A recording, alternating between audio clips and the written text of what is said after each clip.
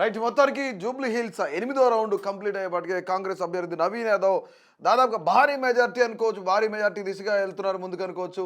ఇప్పటికే 23,000 పైచిలకు 8 రౌండ్లు కంప్లీట్ అయ్యేపటికే ఆయనకు మెజారిటీ ఉందన్నమాట. అయితే ముఖ్యంగా దీనిపైన బీఆర్ఎస్ నేతలు ఏం చెప్తున్నారంటే ఇక్కడ రిగ్గింగ్ చేసి గెలిచారు, తర్వాత బెదిరించారు చిన్న శ్రీశైలం యాదవ్, కానీ వీళ్ళంతా కూడాను మంత్రులందరూ అక్కడే ఉన్నారు, తర్వాత చిన్న శ్రీశైలం యాదవ్ రౌడీజం వర్కౌట్ అయింది అన్నట్లుగా వాళ్ళు మాట్లాడుతున్నారు. కానీ ఇక్కడ వన్ మోర్ థింగ్ ఏంటంటే ఇక్కడ పొలిటికల్ స్ట్రాటజిస్టులు చాలామంది ఏం చెప్తారంటే అజారుద్దీన్ ఎవరైతున్నారో అంటే ఆయనకి ఇన్ టైంలో ఎమ్మెల్సీ పదవి ఇవ్వడం, ఎమ్మెల్సీ తర్వాత బ్యాక్ టు బ్యాక్ వెంటనే మళ్ళీ మంత్రి పదవి ఇవ్వడం, ఇదంతా మైనారిటీ ఓట్ బ్యాంక్ ఏదైతుందో ఈ మైనారిటీ ఓట్ బ్యాంక్ అనేది చాలా చాలా ఇక్కడ కాంగ్రెస్కి ప్లస్ అయిందని చెప్పుకోవచ్చు. ఎందుకంటే అజారుద్దీన్కి సంబంధించిన చాలామంది వ్యక్తులు ఓట్ బ్యాంక్ అనేది అంతా కూడాను నవీన్ యాదవ్కి ఇక్కడ సపోర్ట్ చేసింది.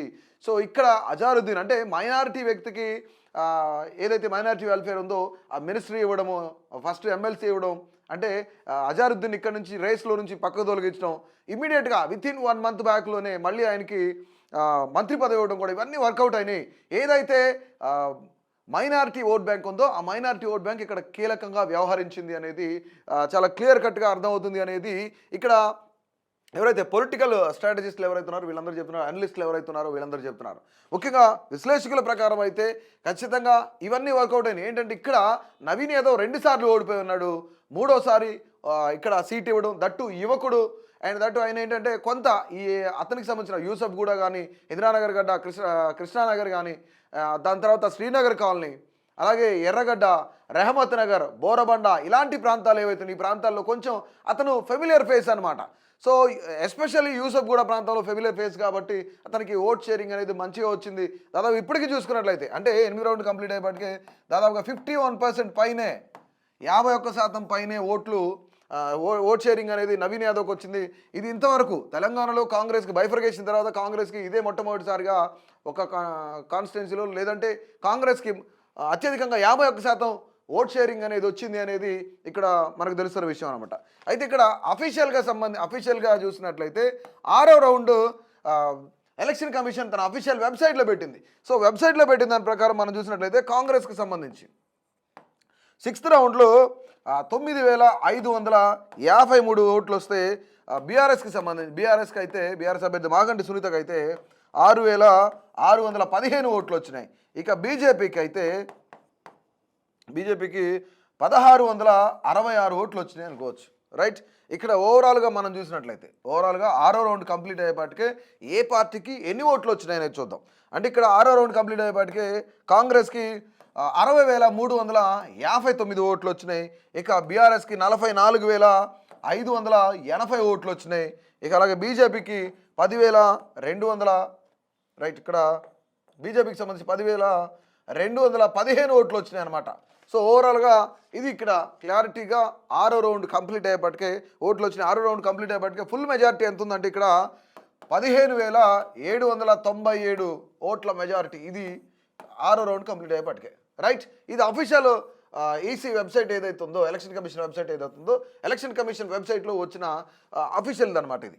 సో ఇక్కడ మనం చూస్తే వాటికి 8వ రౌండ్ కంప్లీట్ అయ్యేపటికే నవీన్ యాదవ్, కాంగ్రెస్ అభ్యర్థి నవీన్ యాదవ్కి 23,000 ఓట్ల మెజారిటీ ఉంది.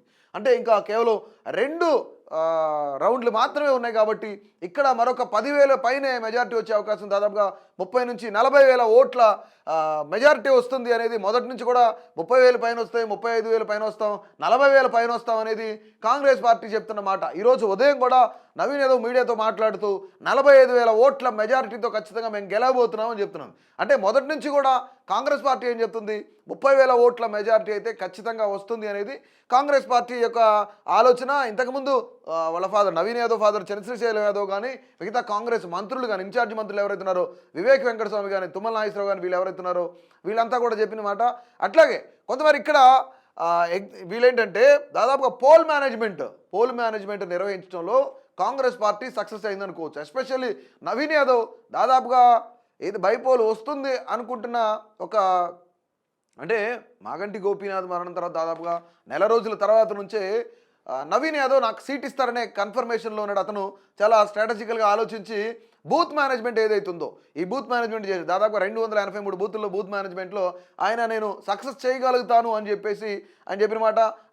డైరెక్ట్గా ఇంకో మాట చెప్పాలంటే పోల్ మేనేజ్మెంట్ అనేది చాలా వర్కౌట్ అయింది వాళ్ళకి. పోల్ మేనేజ్మెంట్తో పాటు అజారుద్దీన్కి ఎమ్మెల్సీ ఇవ్వడం, రేసులోంచి తప్పించడం, మంత్రి పదవి ఇవ్వడం, ఇవన్నీ చాలా క్యాలిక్యులేటెడ్గా కాంగ్రెస్ పార్టీ స్ట్రాటజికల్గా వర్కౌట్ చేసింది.